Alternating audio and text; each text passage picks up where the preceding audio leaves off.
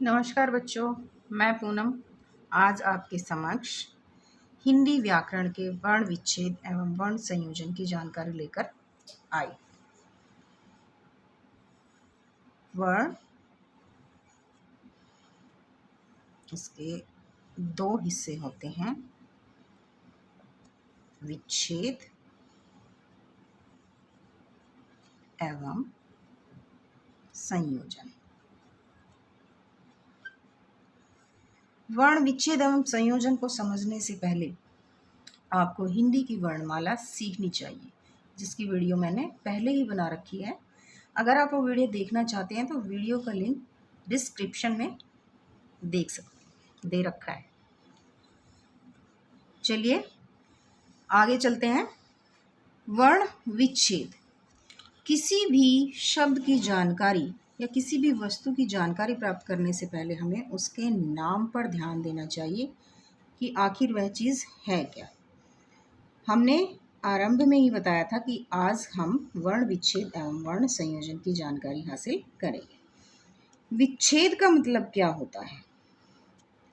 विच्छेद अर्थात शब्द से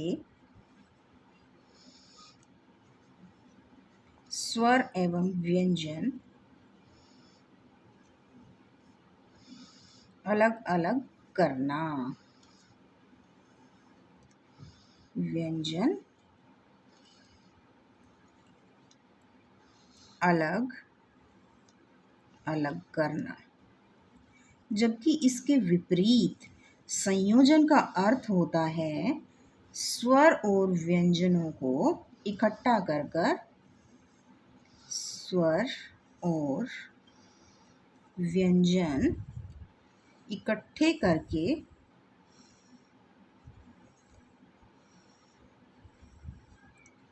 कोई शब्द बनाना। शब्द बनाना। विच्छेद अर्थात शब्द से उसकी मात्राएं, स्वर अर्थात मात्रा एवं व्यंजन को अलग अलग कर देना। और संयोजन में इसके विपरीत होता है स्वर और व्यंजन यानी कि मात्राएं और व्यंजन को इकट्ठा करके कोई शब्द बना देना। आइए अभ्यास के लिए कुछ शब्द करते हैं।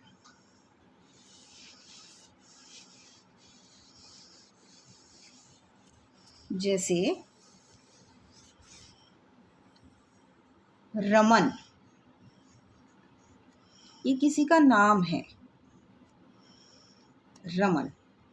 अब रमन का वर्ण विच्छेद जब हम करेंगे तो जैसा कि पहले की वीडियो में हमने बताया है कि जब किसी अक्षर की कोई मात्रा नहीं होती, इसका मतलब उस अक्षर में अ मिला हुआ है। अ अक्षर की कभी मात्रा नहीं होती। अब हमारे पास रमन शब्द में 3 अक्षर हैं और तीनों ही बिना मात्रा के हैं, अर्थात तीनों में अ मिला हुआ है। अब देखिए विच्छेद कैसे होगा। र में जब अ है तो ये बिना हलंत वाला यानी कि आधा अक्षर नहीं होकर पूरा हो जाता है।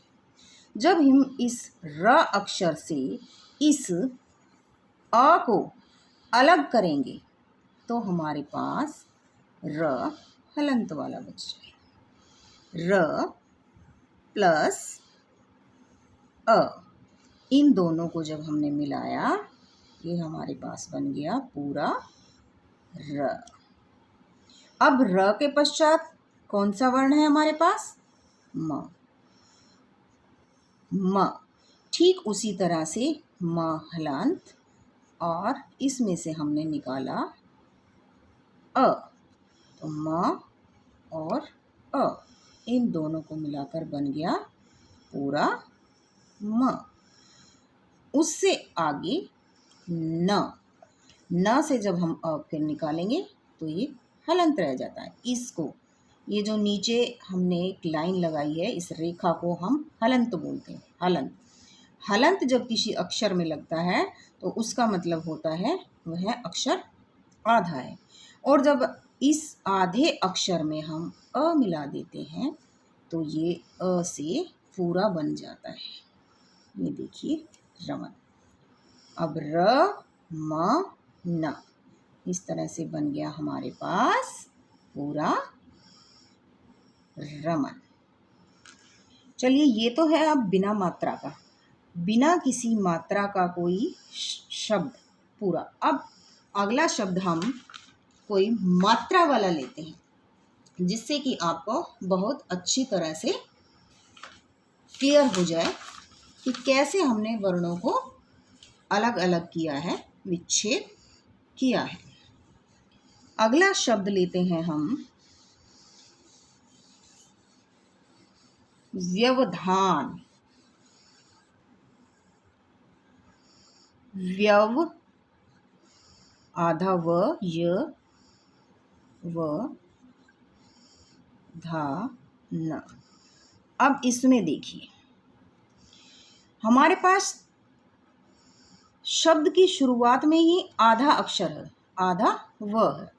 अब आधा अक्षर है तो हम इसका विच्छेद कैसे करेंगे?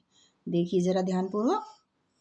जब आधा अक्षर हमारे पास आया अर्थात इसमें अ नहीं है, इसमें अ नहीं है, तो हम इसको लिखेंगे हलंत वाला व।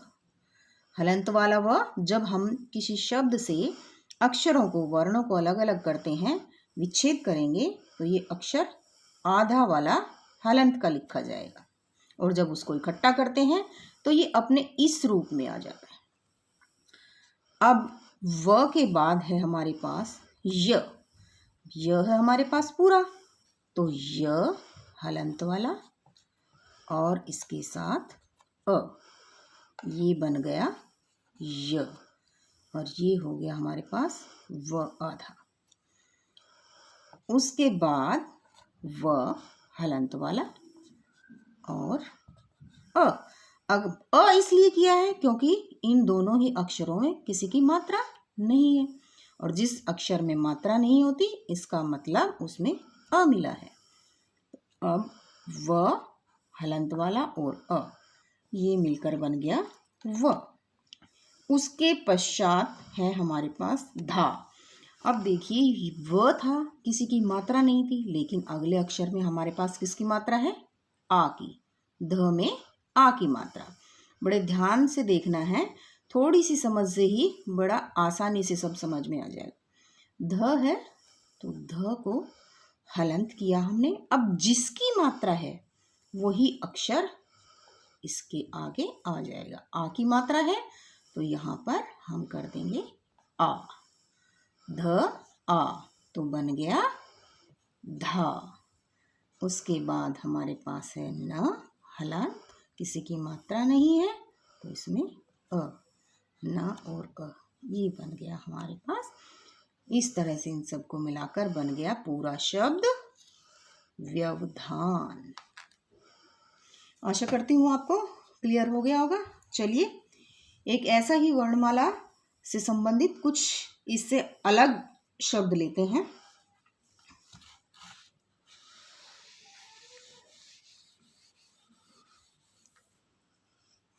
अगला शब्द देखिए हमारे पास है विश्राम।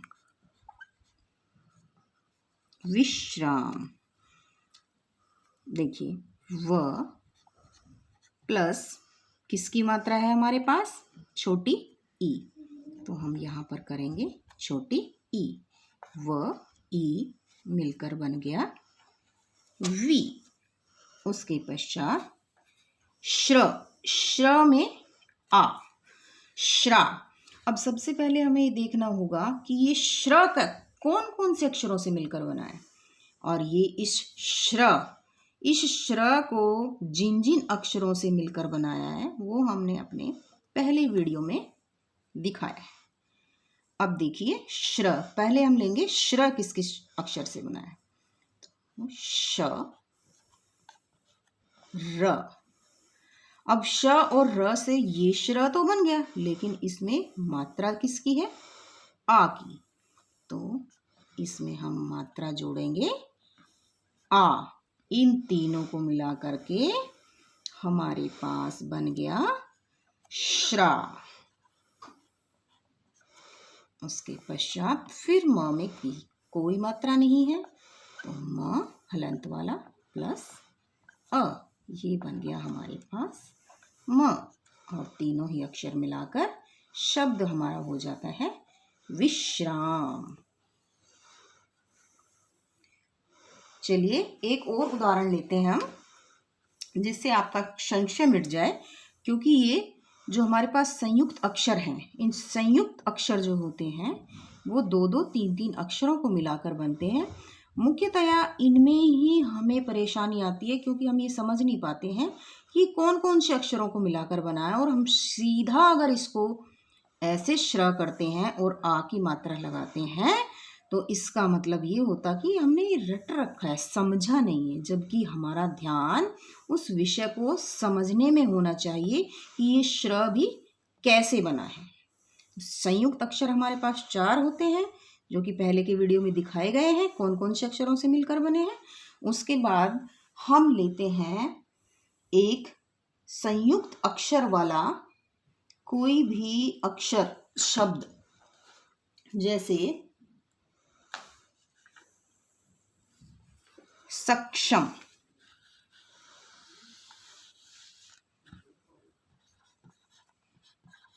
अब ये देखिए सक्षम, ये नाम है किसी का।